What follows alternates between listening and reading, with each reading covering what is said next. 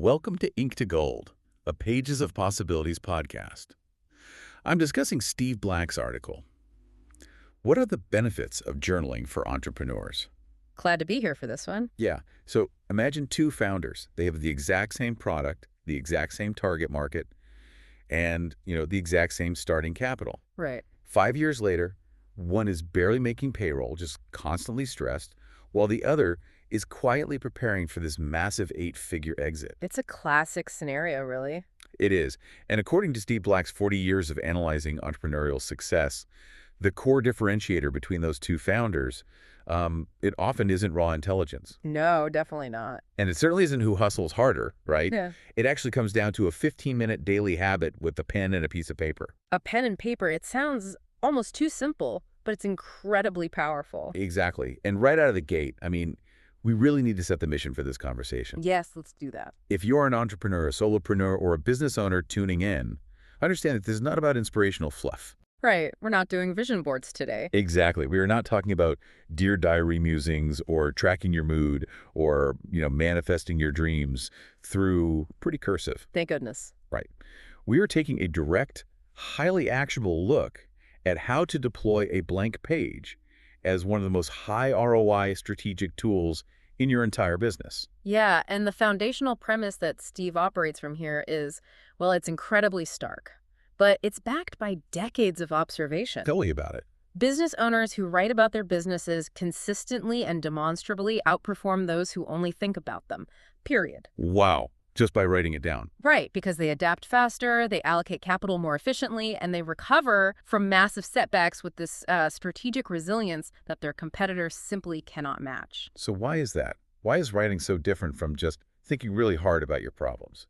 Well, we have to look at the cognitive environment you're actually operating in as an entrepreneur. You're navigating staggering complexity every single day. Oh, absolutely. The mental load is just unreal. Exactly. You are constantly carrying this immense cognitive load, making high-stakes decisions with radically incomplete information. Yeah, you never have all the facts. Never. You're trying to predict market behaviors, managing unpredictable human employees, and committing your limited cash runway based on, well, mostly assumptions. Mostly educated guesses, yeah. Right.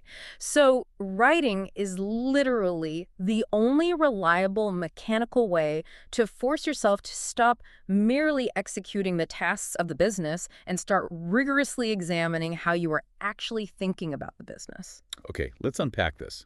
Because that specific transition from tactical doing to strategic thinking, that is where almost every founder hits a brick wall. Oh, without fail. The daily reality for most of you listening is probably overwhelming. You are just drowning in tactical execution. There's fighting fires. Right. You wake up, you check your phone, and the barrage begins. You're reacting to vendor delays, answering urgent emails, jumping into back-to-back meetings. You're just trying to survive the morning. Exactly. And the problem is, strategic thinking does not happen spontaneously when your brain is trapped in that reactive, high-stress flow.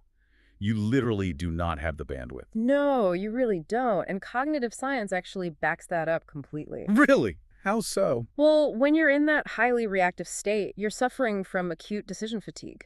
Your brain is operating on its most primitive parallel processing level. Like a survival mode. Exactly. Just trying to bat away the immediate threats. The current of the day completely sweeps you away. Yeah, I've been there. And the danger is, you can be executing incredibly hard-working 14-hour days, but if your underlying strategy is based on a fundamentally flawed premise... Then you're just running incredibly fast in the exact wrong direction. Precisely. That is why Steve's foundational practice demands carving out a dedicated physical space. So just stepping away entirely. Right. He recommends taking just 15 minutes a day to step completely out of the operational side of the company and force your brain into the directional side. Okay, so you're dedicating just 15 minutes a day to step back. But what are you actually doing? You're physically writing down 3 specific things regarding your biggest current business challenge, right? Yes, it's a very directed inquiry. Right. First, you write down what is actually known, like the hard verifiable data. Just the fact. Then second, what is being assumed? Like what are you guessing is true? And third, what is uncertain? What are the complete black boxes? Right, you have to physically force those three categories out of the chaotic soup of your head and organize them linearly on the page. I love that framework. But I'll be completely honest, the operational side of my brain is screaming at this idea. Oh, I'm sure it is. It feels unnatural. It feels like trying to navigate a ship through a hurricane while you're furiously mopping the deck. That's a great visual. You know intellectually that you have to force yourself up to the crow's nest to actually look at the horizon. But there is water pouring in everywhere. The boat is sinking. So I really have to push back here, honestly. Who has 15 minutes to spare to sit in silence and ponder when absolutely everything in the business feels like it is actively on fire? Well, if we connect this to the bigger picture, that visceral feeling that everything is on fire is the exact symptom proving you cannot afford to skip those 15 minutes. Really, the panic is the signal. Yes. What Steve found is that regularly writing down those three categories, the knowns, the assumptions, and the uncertainties, it reveals a very uncomfortable truth. Which is? You frequently discover that a crisis you felt you understood perfectly was actually built on what he calls a flawed frame. A flawed frame. Yeah, your fundamental understanding of the problem was just completely wrong to begin with. Oh, wow. Okay, I want to make that tangible for the listener. Let's say you're a software founder. Yeah, risky sound. And you see this terrifying 10% month-over-month churn rate. Customers are just leaving. That's a nightmare scenario. Right. So the immediate tactical reaction is panic. You assume the product is too expensive, so you spend 3 weeks having your engineering and marketing teams build this massive, complex discount strategy. Because you're reacting to the assumption. But look at what happens if that same founder takes 15 minutes to write out those three questions. Okay, so what is known? The 10% churn rate. That's the data. Right. And what is being assumed? The founder is assuming they are leaving because of the price. And what is uncertain? What's uncertain is whether the customers actually understand how to use the software in the first place. Oh, wow. Exactly. By writing that down, the founder realizes the price objection is entirely a ghost. It's an unverified assumption. So instead of slashing their revenue with a discount, they might look at the data and realize there's just a fatal bug in the onboarding process. Yes. Catching that flawed frame on paper saves months of wasted developer time and preserves their profit margin. You are catching the structural damage before you commit to building the entire house on top of it. Beautifully put. But, catching that flawed frame is great. But the ultimate test of an entrepreneur's strategy isn't in their planning phase. It's the moment they actually sign the check or commit the capital. That's where it gets real. Exactly. How does this practice protect us at the exact moment of execution? Because pulling the trigger on hiring a new executive or signing a 5-year commercial lease, that's terrifying. It is. And that is where the core rule of this practice becomes completely rigid. Which is? Do not make major decisions about committing resources or entering new markets entirely in your head, ever. Forever. Never. You must write out the narrative of the decision before you finalize it. I've noticed when I'm stressed about a deadline, my brain has this tendency to just skip over obvious logic gaps to get to the conclusion that feels the most relieving. Oh, absolutely. We all do that. Does the physical act of writing actually fix that cognitive blind spot? It does, and the mechanism behind it is fascinating. C actually breaks down 3 specific mechanisms for how this improves decision quality. Okay, what's the first one? First, it reduces reactivity. The pressure you feel to move fast as a business owner frequently produces choices that feel very decisive and powerful in the moment, but... They're actually just panic responses. Exactly. Highly reactive panic. The physical act of writing, whether with a pen or a keyboard, forces your brain to dramatically slow down to the speed of your hand. Because you literally cannot write as fast as your anxious mind can spin. Right. It creates a literal mechanical buffer of time and space for consideration that simply does not happen when you're pacing around your office talking yourself into a bad idea. So it forces a speed limit on your panic. Exactly. And that leads to the second mechanism. It exposes your reasoning. Exposes it how? Well, you are forced to look at the exact why behind your choice. You have to write down why you're leaning toward a certain decision. Right. And this raises an important question. When you look at your justification written out in black and white, does it actually hold up to basic scrutiny? Oh, I see. When thoughts are just bouncing around the echo chamber of your skull, it all sounds brilliant. Of course it does. I'm a genius in my own head. We all are. But when you're forced to write the sentence, I am going to spend $50,000 on this experimental ad channel strictly because I saw my biggest competitor doing it. Oh, wow. Yeah, the utter lack of strategic logic in that reasoning becomes glaringly, embarrassingly obvious. It's painful but necessary. Here's where it gets really interesting, though, because this brings us to the third mechanism, which is my absolute favorite in Steve's methodology, the friend test. Yes, this is brilliant. You take that written reasoning on the page, you step back, and you ask yourself, if a close friend came to me with this exact scenario and this exact reasoning, would I tell them to do it? Right. It is a brilliant cognitive bypass. Because we are all significantly better at diagnosing other people's business problems than our own. So much better. When it's your business, your ego, your stress, and your identity are entirely wrapped up in the outcome. It's like being a surgeon, right? Oh, A yeah. world-class surgeon will explicitly refuse to operate on their own family member. Uh-huh. Why? Because the emotional stakes flood their nervous system, their judgment clouds, and their hands literally shake. Entrepreneurs are essentially operating on their own children every single day. That is the perfect analogy. The friend test on paper acts as like an emotional anesthetic. It lets you step outside of yourself and operate on your own business without your hands shaking. You remove the emotional weight of the self. But there's a huge contradiction here. Entrepreneurs, as a unique species, fundamentally pride themselves on their gut instinct. Oh, definitely. It's practically a religion. We culturally celebrate the maverick founders who just knew what the market wanted. But this journaling practice essentially demands that you testify against your own gut on the page. It does. You're taking that confident, invisible feeling, pinning it down under a harsh fluorescent light, and aggressively searching it for flaws. Testifying against your gut is exactly what it is. And to be clear, this practice isn't saying your gut instinct is always wrong. Intuition is incredibly valuable. But your gut is a genuinely terrible place to store the historical record of why you did something. Ah, I see. If you rely solely on intuition without documenting the rationale, you have absolutely no way to measure whether your gut is actually calibrated correctly or if you've just been getting incredibly lucky. Wow. Which perfectly sets up the next crucial phase. So the decision is made. Okay. The resources are committed, the new product is launched, the massive marketing campaign is run. It is done. It's out there. Now what? Because I know my default behavior, and honestly, the default behavior of almost every business owner I know is to immediately rush to the very next task on the endless, suffocating to-do list. Always on to the next fire. But by doing that, they are leaving massive, unrecoverable amounts of value on the table. How so? They are failing to extract the return on investment from their own lived experiences. The practice here is to build a formalized, written feedback loop. Okay, a feedback loop. Yeah. When a major project succeeds, you do not just pop champagne, celebrate, and move on. You sit down and write out exactly what variables drove that success so you can systematize it, scale it, and repeat it. Okay, that makes sense for wins. But what happens when it completely falls apart? When a launch fails miserably? When it fails, you document the failure immediately.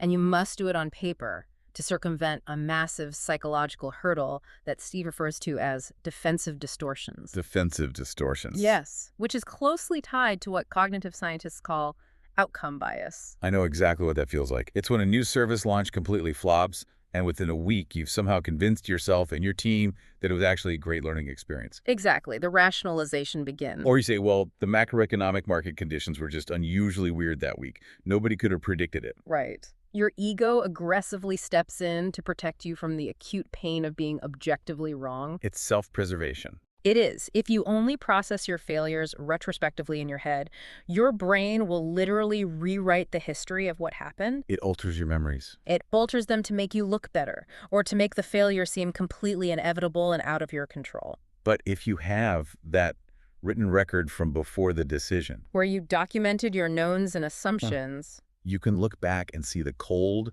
hard proof of exactly what your confident self got right and what it got disastrously wrong. Exactly. It creates a completely objective historical record. So what does this all mean for our broader goal setting? Because from the outside, I got to tell you, it sounds like we are just building a permanent, inescapable, hyper-accurate record specifically designed to beat ourselves up with when we inevitably drift from our intentions. I can see how it sounds that way. It sounds absolutely miserable. It sounds punishing, but the reality is the exact opposite.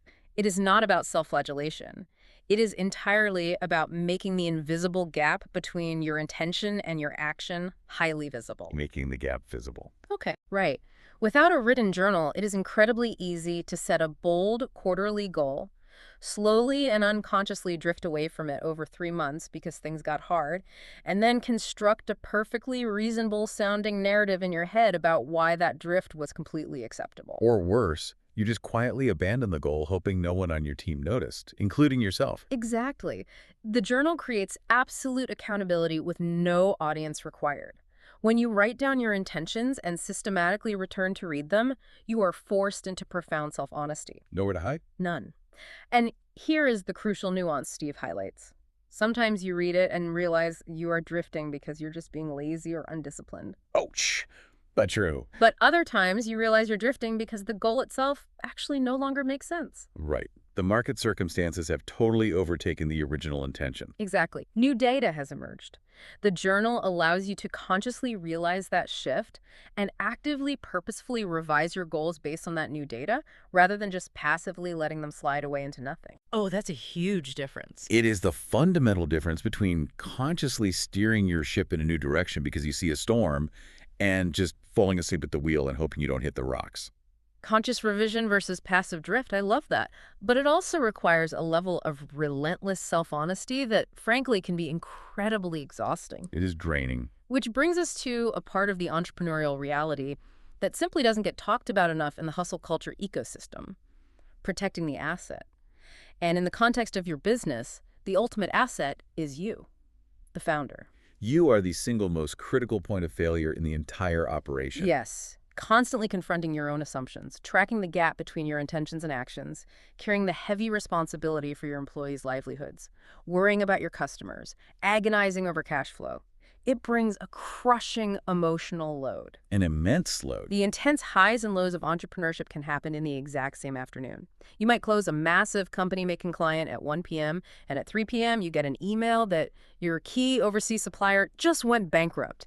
And that silent, relentless accumulation of emotional whiplash is exactly what leads to sudden, business-ending burnout. People just snap. They do. Most entrepreneurs try to just tough it out. They compartmentalize it. Or worse, they let those massive, unexamined emotions implicitly drive their business behavior without realizing it. You mean an example of that?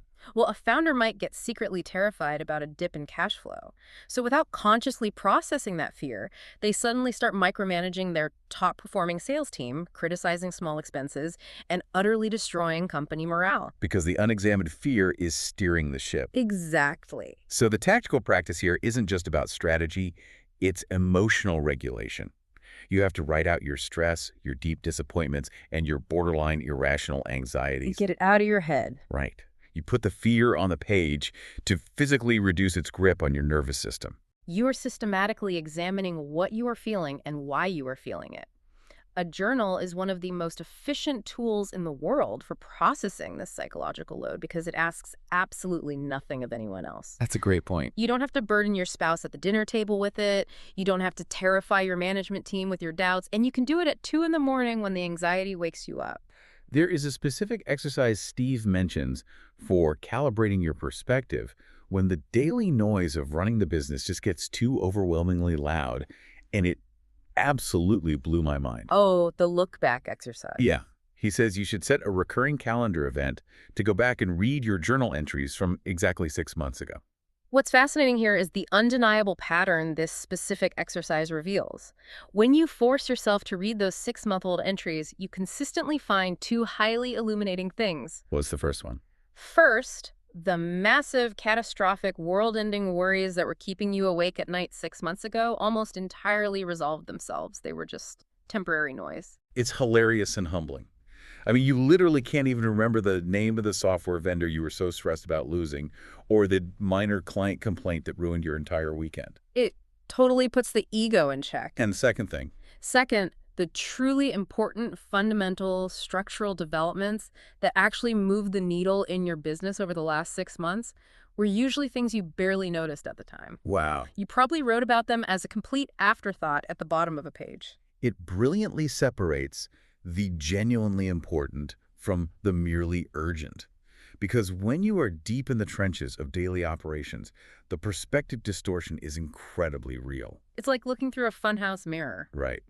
A minor setback feels like the absolute end of the world, and a minor marketing win feels like you're going to be on the cover of Forbes next week. Doing this look-back exercise calibrates your emotional response over time. You start to develop a profound baseline steadiness. You stop riding the roller coaster. Exactly.